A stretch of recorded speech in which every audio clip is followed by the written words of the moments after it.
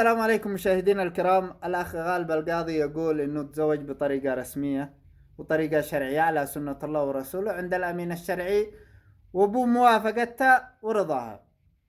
هذه مش مشكلتنا يا غالب القاضي، مشكلتنا أنك إنسان استغلالي، استغليت ضعف البنت وشفت أنها يتيمة وما عندها أحد وتزوجتها ببلاش بشربة ماء.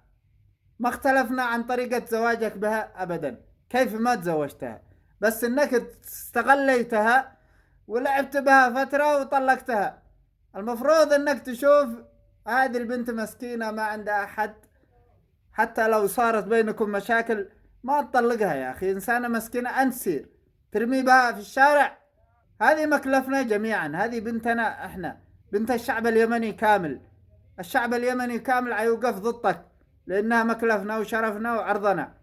استحي على نفسك يا غالب القاضي، وهذا الشيء عيب وكارثة كبيرة. إذا أنت إنسان تشتي تفعل خير كنت هتشوف واحد مسكين مش مقتدر إنه يتزوج وتوفق بينهم وتزوجهم وتسترهم الاثنين ويعيشوا حياة كريمة.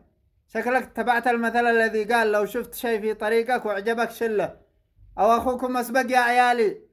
يا غالب القاضي بنات الناس مش لعبة انك تتزوجها وتفلت. تستحي على نفسك، الناس واثقين فيك ويرسلوا لك مبالغ ويقولوا انك انسان خير وتفعل خير، لكنك طلعت انسان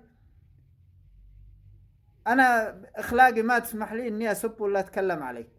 انت انسان ما تستحق انك تعيش في الحياة هذه. عيب، عيب انك تغلط وتلعب ببنات الناس، عيب.